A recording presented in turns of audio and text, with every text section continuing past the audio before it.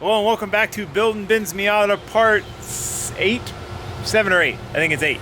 Part 8. It's been a bit. There's been some progress made. Ben's been working out the tinkery stuff, getting all his little stuff on. The car has body panels on it, has a roof on it. It is ready to go for paint, so he's taking it down to Adam Bodie Vision. He painted my Miata, he painted my Subaru. He's always done a great job. So Ben decided to go with him for painting his car. So this is a pretty exciting moment. Once this is done, she's done. She's totally done. Basically. Like completely done. I gotta figure out the leak with my radiator. Yeah, there is a random radiator leak like in the middle of the core, but other than that, she's about ready to rip. She's got an exhaust that we built. She's ready, dude. She's ready. So it's kind of funny because it's on my trailer, so it looks like it's like, I don't know, reminiscing taking my Miata to paint. Yeah, exactly. Mine was a little different. It had like black fenders, red doors, or whatever. All right, well, this is it before. Gonna do it after now. Ta-da! It's all done and painted. Looks so sexy in this thing. All one color, all body panels, ready to rip. Ben fixed his radiator. He is ready to go drift it. So he's gonna be drifting it tomorrow, which is very exciting. It'll be his first day drifting it. Pretty much it. He got a windshield put in it, so he's ready for the event. Obviously, you kind of got to have a windshield. Can't have a cracked windshield. Can't have no windshield. Done since I got it back is just mount the body panel. Yeah, the paint looks good though. It's a really nice color. I'll have to bring my car over here and park them next to each other. That'll be cool. We haven't had them next to each other yet since he got it back from paint, or really ever. So this will be the first time we got them side by side. That'll be neat. Let me go get my car. There we have it. There's both of them. Mine is quite dirty. It looks super dull right now because it's so freaking dirty. I really need to clean it. But it's like every time I go to clean it, it's like right before an event. I'm like, it's gonna get dirty again anyway, but there they are. The two LS Miatas side by side. Same kit, similar engines. One's a nicer color, you know? Oh yeah, the very similar cars, Destroyer Die, Angle stuff, Holly, Terminator X systems. Both on BC. Yeah, both on the same exact spec BC. Both Treasure Coast hardtops. Our interiors is kind of where we differ, a little bit, not much though. He's got normal cage bars, so they don't go out into the door. So he can keep his windows. Mine go out into the door, and then he's got, you know, the different tombstone. Mine's got the bars that go out into the door. The door's cut out, and then the normal 1/6 tombstone. And I mean, they're pretty close, actually, pretty close. I've got the remote-mounted handbrake. He's got a normal one mounted in a similar spot. Yeah, they're very similar cars, so it'll be really cool to rip them together. But I blew my expansion tank up. And yeah, so I can't drive mine tomorrow. Plus I only have, I don't have any crap tires, so it wouldn't be any fun anyway. I'd just be pulling away because I'd be on sticky tires and I don't want to waste them anyway. But yeah, blew my expansion tank up at the Freedom Factor, pushed it a little too hard, a little too much pressure. She's held on for a long time. That was my first aluminum TIG project and she's held up quite well. But yeah, let's open your hood. I guess it'd be kind of cool to compare the two engine bays. Just minus dry sump lines. Copied my boy with the hood struts. Dude, hood shocks, hood struts are life. They make kits for like every car. It's so simple. It replaces one of your fender screws with a little screw with a ball, and then there's a little bracket that bolts to your hood hinge and a shock. Boom, you're done. You got hood shocks. I'm putting them on. I put one on the Subaru. I got a kit for the RX-7. Life changing. Oh yeah, very, very similar engine base. Same expansion tank basically. LS1 instead of 5.3. No dry sump, AccuSump instead.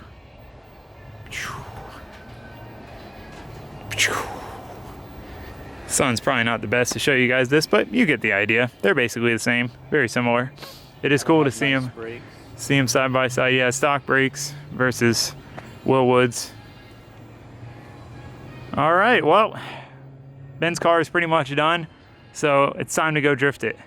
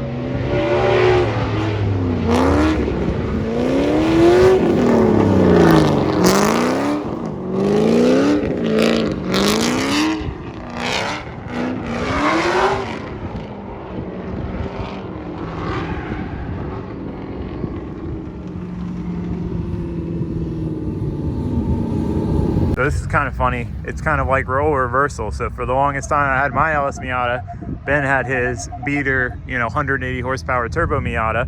Now I've got my 230, 240 horsepower beater FC, and he's got his 350, 400 horsepower LS Miata. It's literally role reversal. It's kind of fun. It is fun. Now I kind of like being in this position because like I'm just going lap after lap. I'm like, dude, if this thing overheats, doesn't matter. We're gonna keep sending it. Like this motor was written off multiple drift days ago, and it's still going.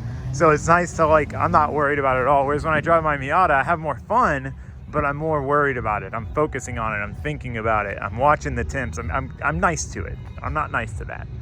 But anyway, it's kind of funny.